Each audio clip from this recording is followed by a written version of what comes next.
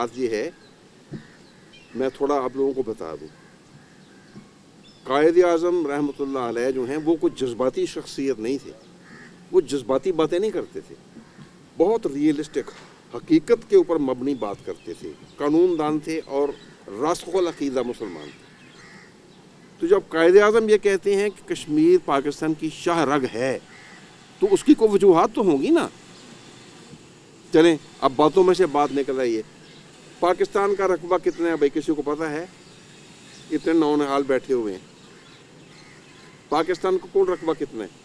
سر مجھے یہ پتہ ہے کہ پاکستان کا فرام نارتھ ٹو ساؤتھ 18,500 اچھا ہم کوئی نہیں بات سے کر لیں، 22,82,000 کلومیٹر جو ہے پاکستان رقبہ، 22,82,000 کلومیٹر پاکستان کا کل رقبہ ہے، اور کشمیر کا رقبہ ایگزیکٹلی اس کا 1/4 ہے۔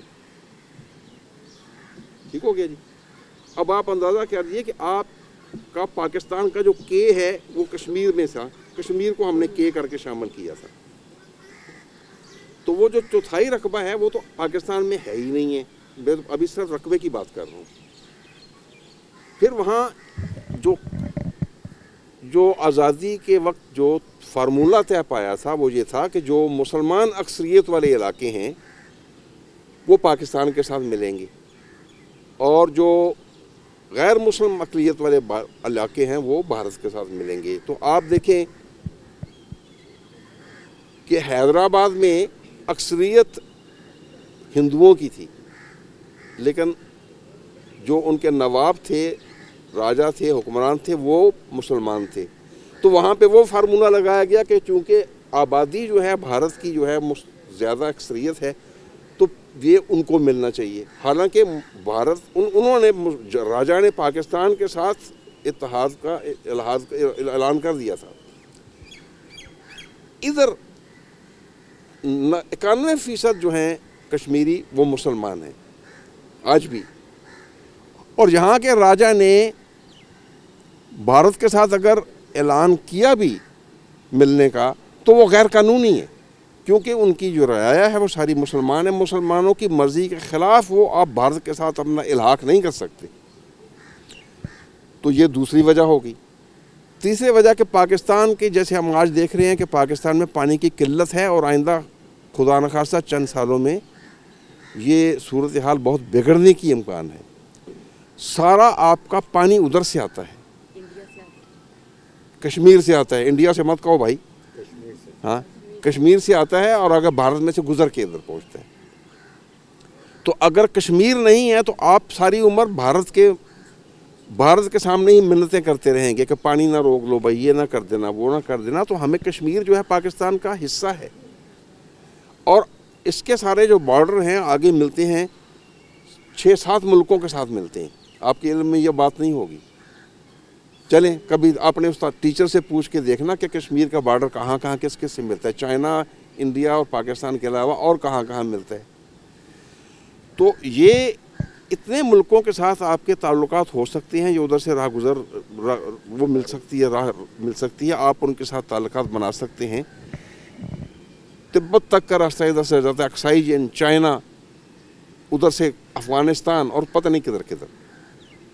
تو یہ کشمیر جنگلات کے حساب سے، وسائل کے لحاظ سے ایک بہت بڑا خطہ ہے، یعنی 1/4 حصہ صرف جو ہے، میں علاقائی رقبے کی بات کر رہا ہوں کہ رقبے میں ٹھیک ہے پاکستان کا 1/4 حصہ ہے، لیکن اس کے جو وسائل ہیں اللہ نے دیے ہوئے وہ بھی پاکستان کا حصہ بننے چاہیے، وہ پاکستان کا حصہ ہے، آج نہیں کل انشاءاللہ کشمیر پاکستان کا حصہ بن کے رہے گا۔ جی اور بھائی کسی کا سوال؟ آپ سر کوئی حقائق کی بات کر رہے تھے کشمیر، کیا جی؟ سر میرا آپ سے ضلع سوال ہے کہ جو یہ کشمیر کا ایک مسئلہ ہے، کیا یہ UNO کے ساتھ ڈسکس تھا کیا پاکستان نے؟ تو ان لوگوں کا کیا آگے سے ری ایکشن تھا یا رزلٹ کیا نکلا تھا؟ آپ کے علم میں ہونا چاہیے کہ 1948 میں جب مجاہدین نے کشمیر کے بیچ میں پیش قدمی شروع کی تھی تو ہم تقریباً سری نگر تک پہنچ گئے تھے، سری نگر کے گردنواح میں۔ تو पंडित नेहरू इंडिया के जो वो यूनाइटेड नेशन में गए थे कि जी आप जंग बंदी करा दें और हम इधर इस्तिस्वाब राय करा देंगे, हम इनको हक दे देंगे कि अपनी मर्ज़ी की जिस मुमलिकत के साथ चाहे मिल जाएं। तो ये उन्होंने वो गए थे, हम नहीं गए थे। तो जब वो गए थे रोते हुए पीटते हुए कि ये तो हाथ से निकल गया कश्मीर, तो अब ये बददियानती है बड़ी कौमों की कि वो उस वादे पर पूरे नहीं उतर रहे और भारत उनको हस्ब दस्तूर मुनकर हो रहा है अपने वादों से और अपने जितनी कमिटमेंट है वो पूरी नहीं कर रहा। ये जैसे मैंने बोला है कि ये सारे दुनियावी कानून जो हैं ये बड़ी कौमों के लिए बने हैं, कमज़ोर कौमों के लिए नहीं बने। तो हमने एक बड़ी कौम बनना है और इंशाअल्लाह अपने हकूक़ हासिल करना है। सर सवाल है जी, जब हमने जंग रोकी तो इसमें कोई सियासी कमजोरी थी हमारी?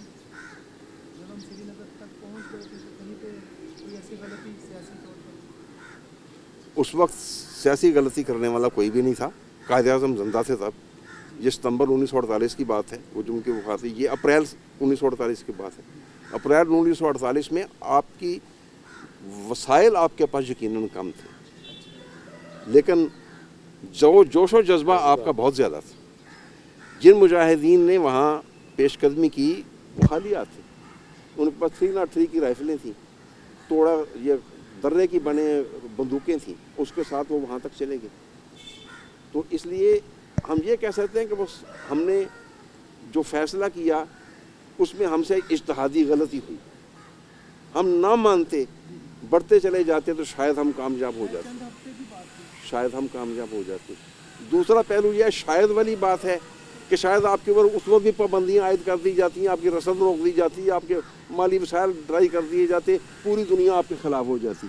ये दोनों चीज़ें येस एंड नो आपके सामने मैं रख रहा हूँ कि ये दुनिया ताकतवर के साथ है, कमज़ोर के साथ नहीं है। जी सर मैंने सुना है कि जो भी प्लान था यूएनओ का उसके इंडिया उस पर नहीं पूरा उतर पा रहा, तो क्या उनके खिलाफ कोई कार्रवाई वगैरह नहीं की जा रही? हरगिज़ कुछ नहीं किया जा रहा। मैंने बताया ना कि ये दुनिया के कानून जो हैं वो कमज़ोरों के लिए नहीं है, ताकतवरों के लिए। इसराइल के ख़िलाफ़ क्या हुआ आज तक? कुछ भी नहीं हुआ। तो इसी तरह इंडिया के खिलाफ भी कुछ नहीं हुआ और इसराइल ने हर मौके पर इंडिया की मदद की है। 1999 की कारगिल जंग में भी इंडिया ने भरपूर मदद की थी इसराइल ने इंडिया की। तो ये अभी जो पैलेट गनें वगैरह हैं ये सारी इसराइल से आ रही हैं उधर, जिनको लोग अंधा कर रहे हैं, उनके चेहरे बिगाड़ रहे हैं, ये भी उधर से आई हैं। और उन्होंने ही इंडिया को ये सबक दिया है कि तुम्हारा कोई कुछ नहीं बिगाड़ सकता, बस तुम मारते जाओ मुसलमानों को, कोई पूछेगा नहीं तुम्हें। और यही बदकिस्मती से ये हकीकत है। ये होगा अब आपका सवाल जो होना चाहिए कि कश्मीरी जब इस बड़ी तादाद में उठ खड़े हों और अपने हकूक़ के लिए पत्थर भी उठा लें, लकड़ियाँ भी उठा लें और जंगलों में घुस जाएं, पहाड़ों पर चढ़ जाएं, तो फिर मजबूर हो के भारत को मज़ाकरात की मेज़ पर आना पड़ेगा। कश्मीर के जो जवान हैं, कश्मीर के जो जितनी आबादी है, बुनियादी तौर पर 91% मुसलमान हैं और वो पाकिस्तान के साथ ही मिलना चाहते हैं हर सूरत में। मैंने उनके जो वसाइल हैं उनका भी जिक्र किया था और उन लोगों की जो पाकिस्तान के साथ यकजहती है उसका भी मैंने जिक्र किया था कि आज भी वहाँ सरेआम पाकिस्तान के झंडे लहरा जाते हैं। अली गिलानी का जो जनाजा है उसको बड़ा उन्होंने खामोशी के साथ दफनाने की कोशिश की। उसके बावजूद जब भी कोई वाक़या होता है, मकबूल शहीद का, किसी और का, ये वो आप देखते हैं सरेआम पाकिस्तान के नारे लगाए जाते हैं। क्रिकेट मैच जीतने पर पाकिस्तान, क्रिकेट मैच जीतने पर भी उन्होंने सेलिब्रेट किया। मैच आपने जीता और उसको खुशी को मनाया कश्मीरियों ने। इस हद तक वो आपके साथ मिले हुए हैं, दिल उनके मिले हुए हैं। तो आप कब तक इसको रोकेंगे? ये जो हक़ाइक़ का जिक्र अभी बुखारी साहब ने पूछा है, वो वक्तन फ़क्तन सवालात के ज़रिए कुछ चीज़ों सामने आ चुकी हैं कि इसमें कोई साजिश नहीं थी। हम अलबत्ता गलत अंदाज़ा लगा बैठे। कायद-ए-आज़म जैसे जो दानश्वर हैं उनसे भी ये जजमेंट की गलती होगी कि यार ये लोग जो हैं ये क्या मुकर जाएँ क्या अपने वादों से? उनका नहीं ख्याल था ये मुकरेंगे। उनका दुनिया की कमिटमेंट है, यूनाइटेड नेशन पूरी दुनिया का माना हुआ इदारा है। जब ये यहाँ पे कमिट कर रहे हैं तो फिर कैसे मुकर जाएंगे। और मैं आपको यकीन दिलाता हूँ, अब तो कहने की बातें कि अगर कायद-ए-आज़म मज़ीद 2-4 साल ज़िंदा रह जाते तो सवाल ही नहीं पैदा होता कि वहाँ इस्तिस्वाब राय ना होता, प्लेबसाइट ज़रूर होता और कश्मीरी पाकिस्तान के साथ मिलने का अपना जो अज़म है वो पूरा करते। और तो कुछ नहीं बच्चों, आपकी तरफ से सवाल? चलें। जनाब मोहतरम ब्रिगेडियर साहब, आपका बहुत शुक्रिया।